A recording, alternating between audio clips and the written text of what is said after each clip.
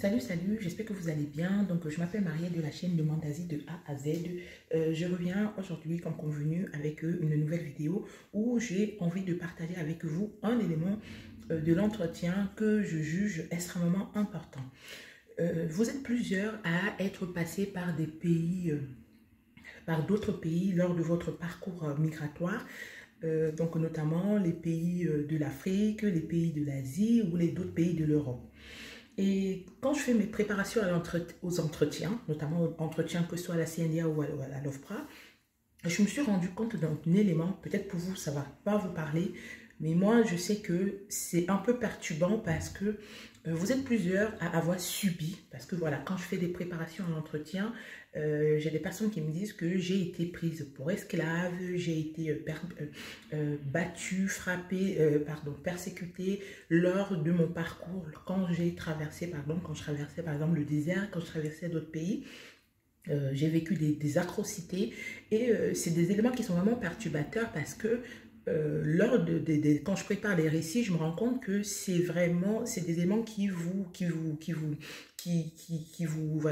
touchent tellement, qui vous transpercent et vous empêchent d'avancer. C'est vraiment des éléments sur lesquels j'ai plusieurs personnes qui me disent d'être suivies, notamment que j'ai orienté vers des professionnels de soins, notamment les psychologues ou les psychiatres, pour qu'il y ait une prise en charge, notamment pour que, parce que c'est une vulnérabilité psychologique. Et il faut que les personnes n'ayez pas honte avec ça, hein. C'est-à-dire que si vous avez vécu des atrocités, si vous avez du mal à vous endormir, vous avez du mal à vivre ce que vous avez vécu lors de votre passage, parce que ne dites jamais que non, c'est passé, j'ai oublié. Oui, il y a beaucoup de personnes, il y a des gens qui sont très résilients, qui arrivent à passer à autre chose, en essayant de prendre le positif de tout ce qu'ils ont vécu pour avancer, mais il y a certains qui n'arrivent pas, qui peinent à avancer. Donc voilà, je vous interpelle aujourd'hui, n'hésitez pas à solliciter des professionnels de soins, notamment un psychologue, pour pouvoir échanger sur cette difficulté que vous avez, sur ce trouble, sur ce mal-être qui vous anime. Ce n'est pas le but de ma vidéo, ce n'est pas l'objet de ma vidéo aujourd'hui. Aujourd'hui, je souhaite vous interpeller sur cet élément de difficultés, de troubles, de mal-être que vous avez vécu, de souffrance que vous avez vécu lors de votre passage dans d'autres pays. Mais qu'est-ce que vous en faites? Je vais prendre un exemple simple.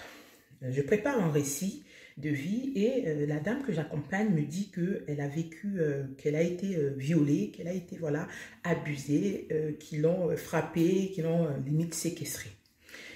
Et la préparation de l'entretien, j'ai l'impression que ça tourne autour de ce mal-être. Ça veut dire que la personne, elle n'arrive pas à présenter les éléments qui l'ont poussée à partir, mais elle est beaucoup focalisée sur cet élément-là qui est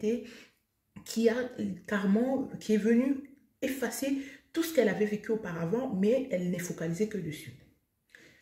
J'attire votre attention quand vous êtes dans ces cas-là. Si vous avez, lors de votre passage, votre parcours migratoire, avez vécu des difficultés, des violences physiques, psychologiques, et vous souhaitez partager ces éléments avec l'OFPRA ou avec la CNDA, n'en faites pas un élément principal.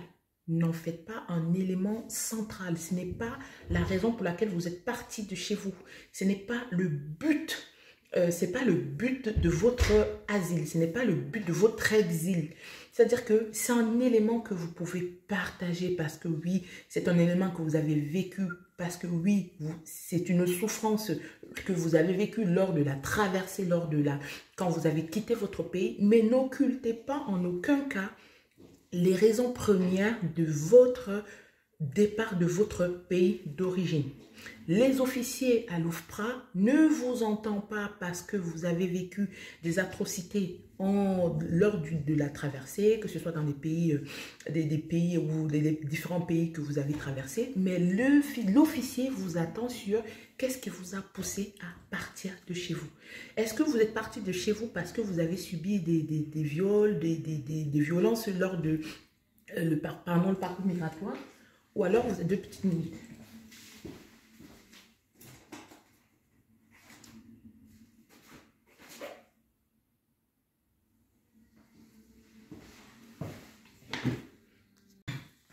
Pardon, j'ai été coupée parce que j'ai mon téléphone qui a sonné. Donc, je disais tantôt, l'OFPRA, l'officier à l'OFPRA ou à la CNDA, que ce soit les officiers ou alors les juges, ne vous entendent pas parce que vous avez vécu des atrocités lors de votre passage, quand vous avez décidé de partir. Mais par contre, c'est un élément qui peut être présenté comme étant une persécution de plus. C'est-à-dire que vous avez vécu des persécutions dans votre pays d'origine et quand vous avez décidé de partir de votre pays d'origine, vous avez vécu à nouveau des persécutions quand vous avez tenté de vous installer dans un autre pays que le vôtre.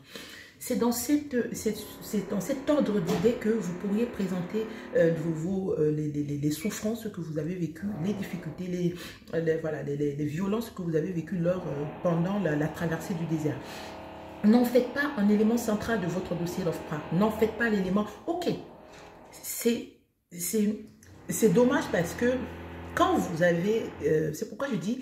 Vous avez vu au début de ma vidéo, je vous ai dit, n'hésitez pas à en parler. C'est parce que si vous voulez... Quand vous n'en parlez pas et que vous laissez tout enfuir au fond de vous, quand l'officier vous donne l'occasion d'en parler, on a l'impression que moi, quand je fais des récits, j'ai l'impression que la personne ne parle que de ça. Je ne vais pas dire que de ça parce que c'est dur, c'est des choses très dures pour ces personnes, très difficiles pour les personnes qui l'ont vécu. Mais essayez de faire un travail sur vous en amont, essayez de vous faire aider, essayez de vous faire accompagner, je ne sais pas. Il y a des professionnels de soins dans des CHU, dans des hôpitaux, où vous pourriez demander à être pris en charge. Question déjà de vous débarrasser de l'émotion que ça vous suscite et de la souffrance que vous avez. Parce que si vous focalisez votre entretien que sur les violences perpétrées par les personnes dans les pays que vous avez traversés, on est bien d'accord qu'à côté de cela, vous laissez très peu de place aux raisons premières de votre départ. Dites-vous toujours, je pense que je vous saoule déjà avec cet élément-là, dites-vous que l'officier ne cherche pas à comprendre qu'est-ce que vous avez vécu pendant votre traversée. L'officier ne cherche pas à comprendre la souffrance que vous avez vécue quand vous traversez, quand vous avez quitté votre pays. L'officier cherche à comprendre pourquoi vous avez quitté votre pays. Que vous ayez quitté votre pays parce que vous avez des souffrances, vous avez des craintes et des persécutions que vous avez subies, c'est un cas. Mais que vous ayez quitté votre pays et que quand vous partiez de votre pays, vous avez rencontré des difficultés, c'en est un autre. Donc, ne confondez pas les raisons premières pour lesquelles vous êtes parti de votre pays d'origine. Si vous avez vécu des traumatismes pendant que vous traversiez lors de votre parcours migratoire, n'en faites pas un élément unique, n'en faites pas la principale cause de votre départ de votre pays d'origine. Dites-vous toujours que l'officier s'appuie sur un texte de loi qui est la Convention de Genève. Et la Convention de Genève ne reconnaît pas, elle reconnaît certes que les personnes qui ont vécu des tortures, des souffrances doivent être protégées. Mais ces souffrances-là doivent être en lien avec leur pays de résidence. C'est-à-dire que vous viviez, vous habitiez dans un pays, dans votre pays. Imaginons que vous n'étiez même pas chez vous, vous habitiez dans un autre pays et vous étiez esclave dans ce pays-là. Oui, par rapport à cela, ça tient la route. Mais si vous avez quitté un pays A, vous êtes parti dans un premier temps vers un pays B et que vous avez vécu des atrocités dans ce pays B, l'OFPRA prend en compte les premières souffrances que vous avez vécues dans votre pays A. C'est-à-dire, qu'est-ce qui vous a motivé à quitter votre pays d'origine? Est-ce que c'est parce que vous voulez, si on est bien d'accord que les souffrances, les difficultés que vous avez rencontrées dans le pays B, ce n'est qu'un élément de votre parcours. On est bien d'accord. Donc voilà, c'est cette petite vidéo où je souhaitais revenir pour éclaircir, parce que voilà, je me rends compte de ça lors des entretiens et je me dis, soit les personnes ne sont pas très au clair avec cet élément de leur parcours et du coup, ça vient un peu parasiter l'entretien parce que on a l'impression que ce n'est que cet élément qui vous intéresse, ce n'est que cet élément dont vous avez envie de parler. Mais voilà, dites-vous toujours que l'officier, il a une feuille de route, il regarde, il check sa liste pour voir si finalement vous rentrez dans les clous. Qu'est-ce que les questions qu'il vous pose, c'est pour permettre de comprendre ce que vous avez vécu. Et si vous focalisez votre entretien que sur la difficulté de parcours et non sur la difficulté de départ, c'est-à-dire que qu'est-ce qui a l'élément déclencheur du départ, c'était quoi?